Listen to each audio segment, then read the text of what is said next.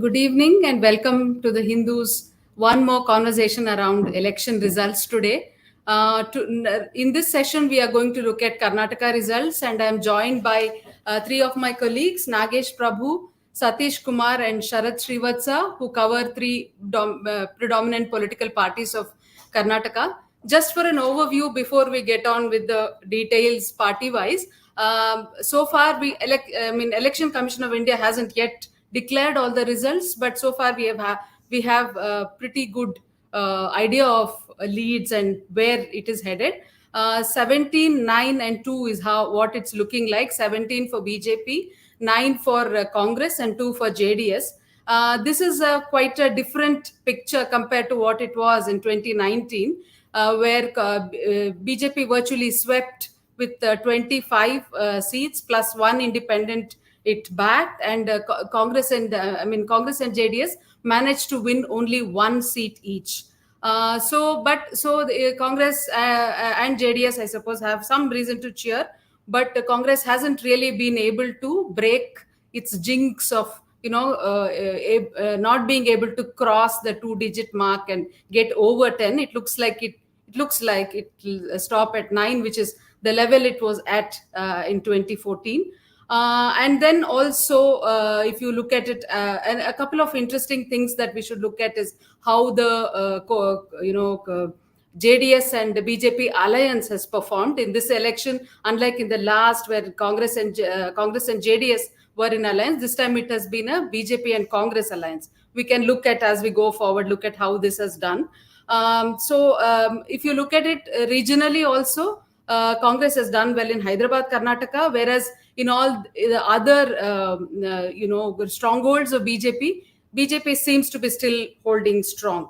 So we'll look at all these in detail, party-wise, to start with. So I will invite Nagesh Prabhu to now talk about what it looks like for Congress. Is Congress happy about its performance compared to 2019?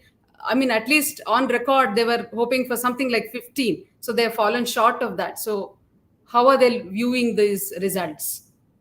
Good evening, Bageshree.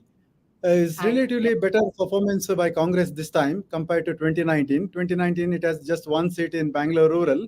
But this time, Congress has won 9 seats. And as you said, out of 9 seats, it secured 5 seats from Kalyan Karnataka region, largely because of 3-4 factors. One is Kharge hails from Gulbarga region, that is Kalyan Karnataka region.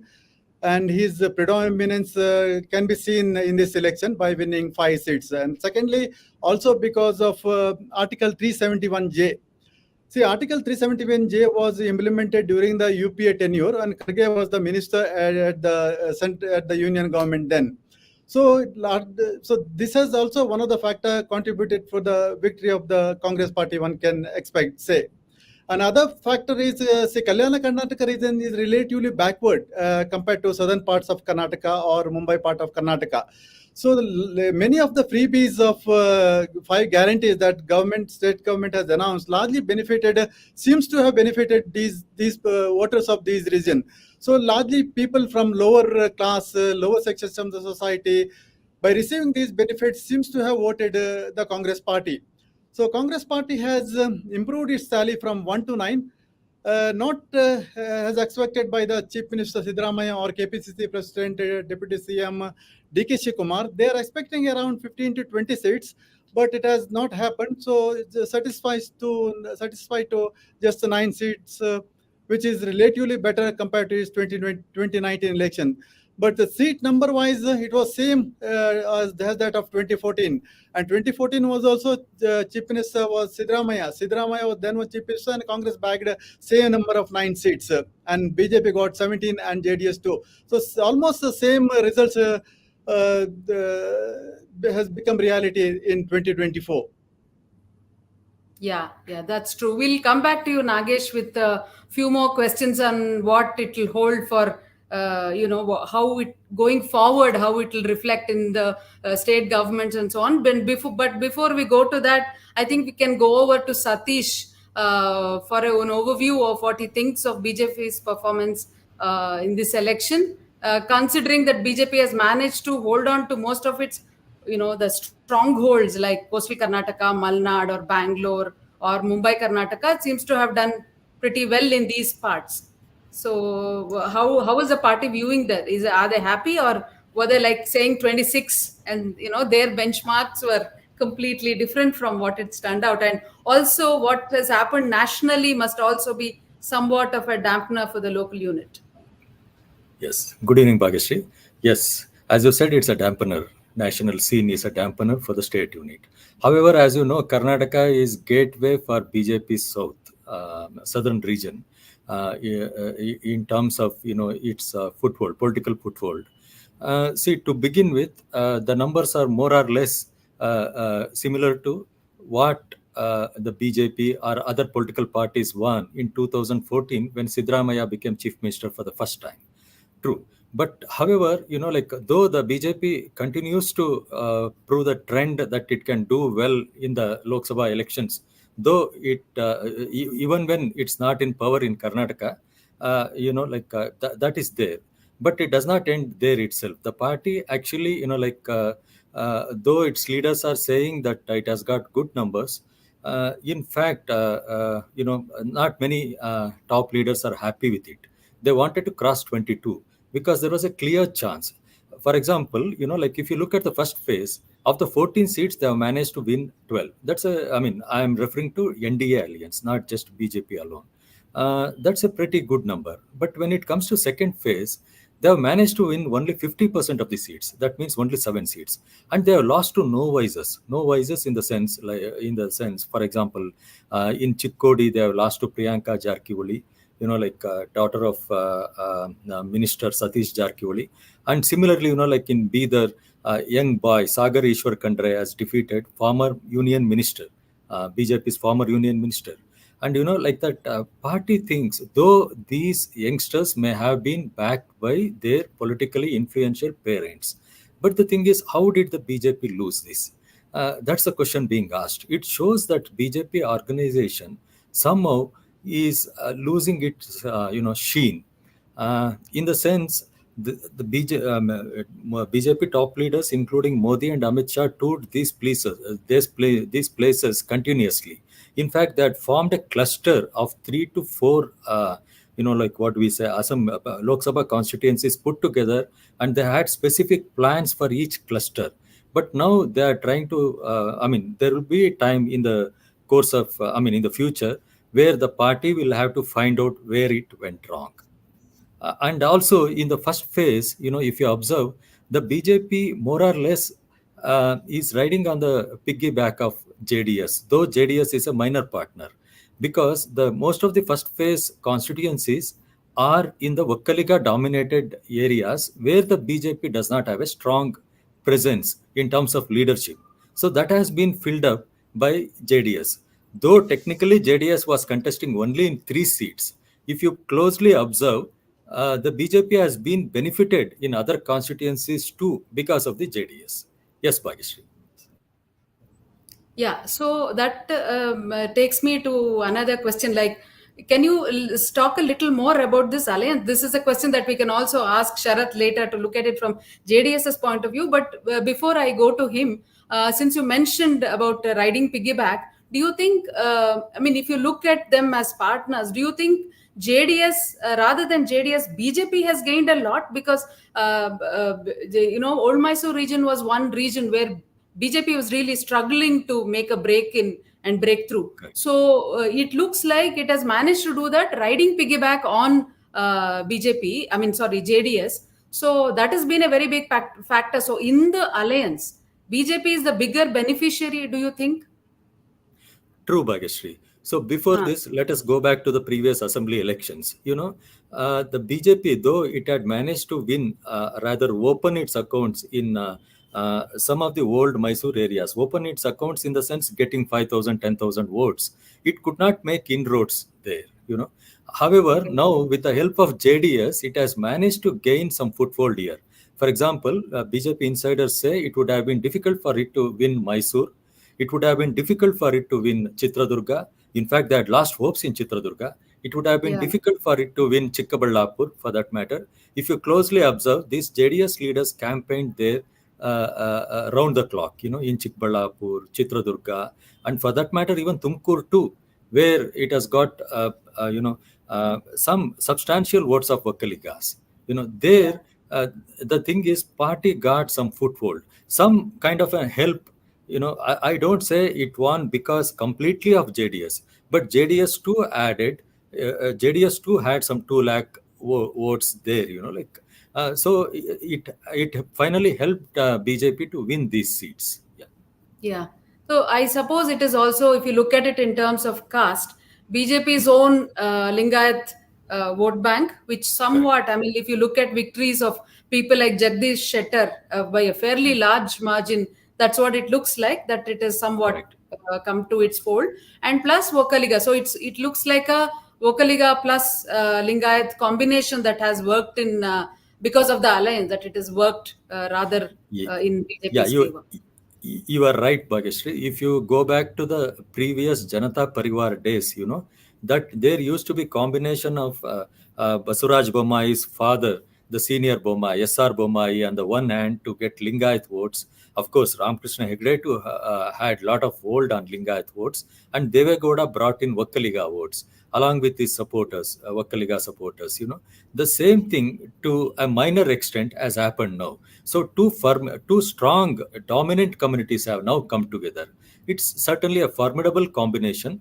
If the BJP manages to, correct itself at the grassroots level, at the organization level, in some of the constituencies where it is weak because of the leadership lacking. Yes, Yeah. Bhagesh, over to you. I'll come back to you on this leadership issue Sure, probably. I sure. mean, maybe you can even address, now that you have raised it, you can address it. Like after BS Yediyurappa's exit, is it that there is at the local level, is there a vacuum that nobody else has been able to fill? Is that something palpable? They're still banking on Modi factor, still banking on, like communal. Of course, communal agenda will always be there, but in terms of having a strong local face, is that a lacuna that BJP needs to look at? You are 100% right, Bhageshree.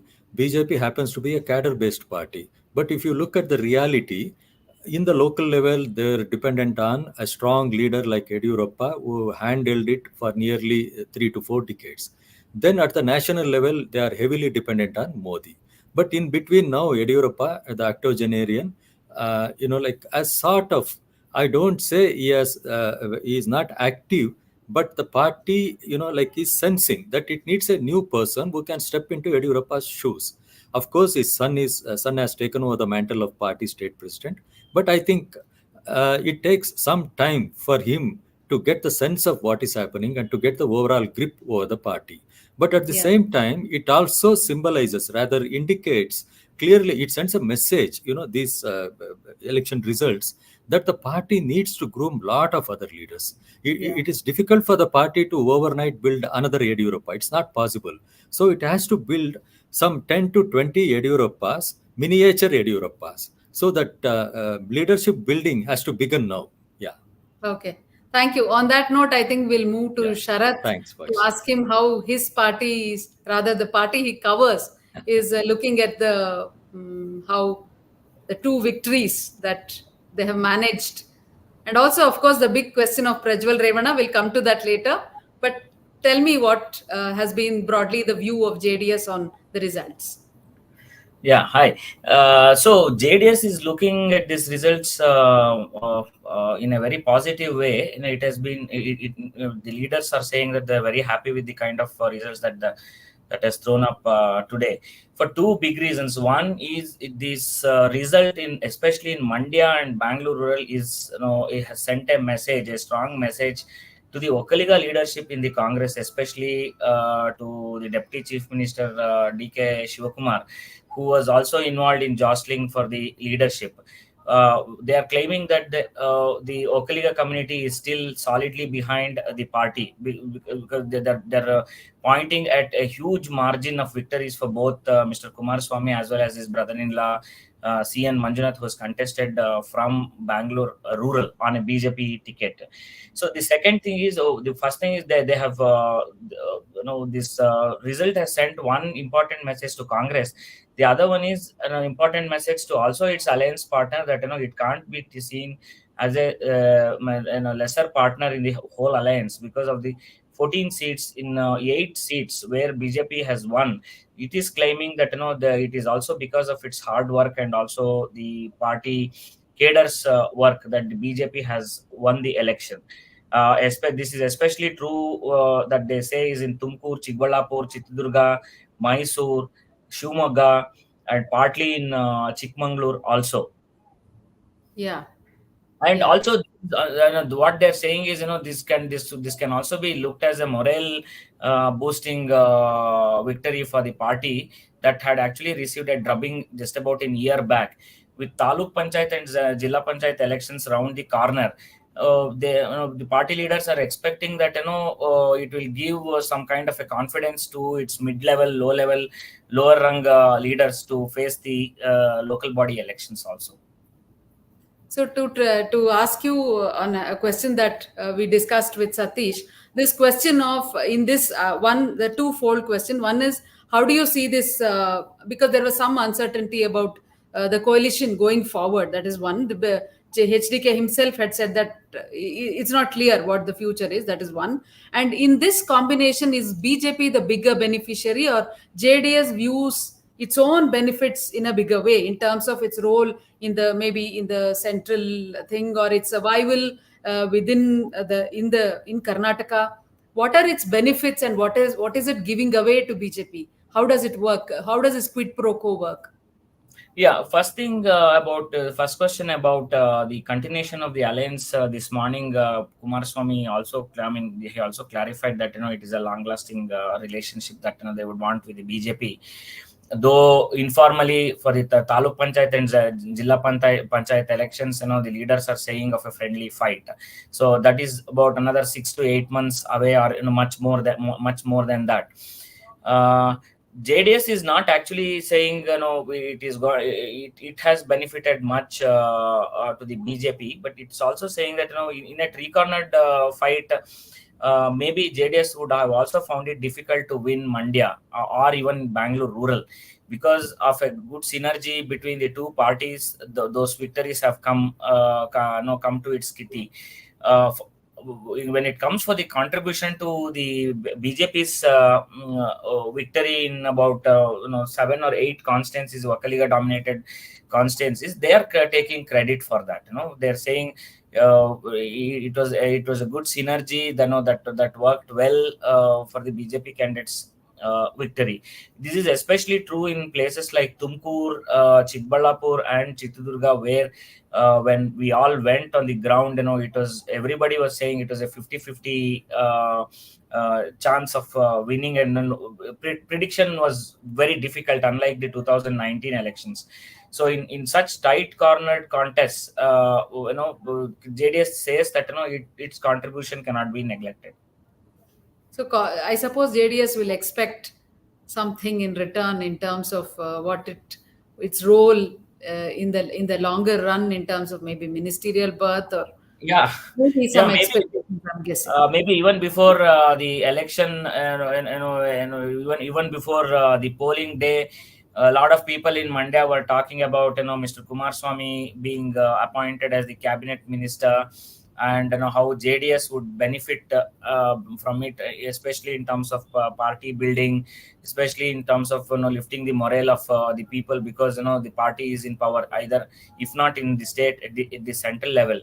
So with two seats that it has won on its own, and helped BJP win another 6 to 7 seats, it may ask for more.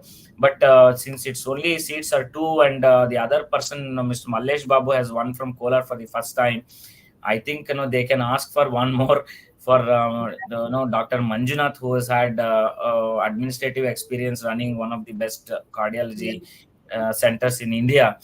But at least one cabinet berth is secure, is what we are given to understand. But does JDS also have some fears in the long run of BJP? I mean, there is a tendency for a national party to cannibalize local. Of course, at the moment, it's looking good for both. But in the long run, or are they not looking at a long term view at the moment?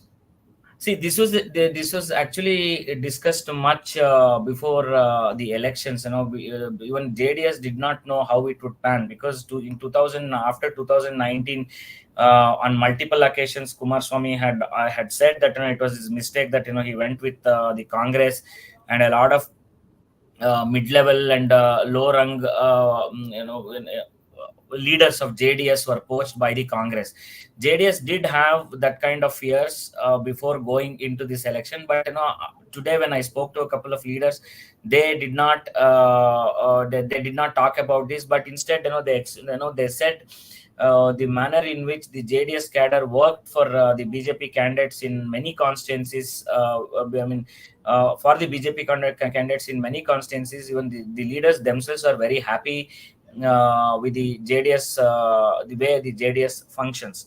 And the cannibalization may happen many few years later, but they're again talking about the next the immediate elections at Taluk Panchayat and Jilla Panchayat elections, where they apparently there's a loose understanding that both the parties will contest, because otherwise there could be cannibalization or even the loss of cadre and leaders towards Congress. Okay. So that begs another question that is like an elephant in the room, this Prajwal Revana's loss.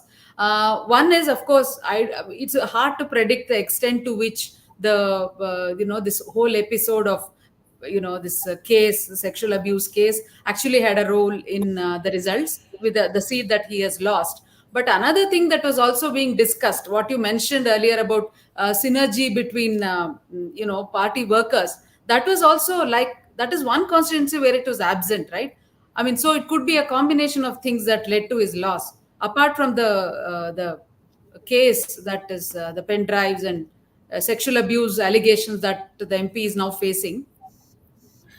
uh, See, Hassan thing, people on, the leaders on record are openly, formally not talking about it. They say Hassan's loss is a loss.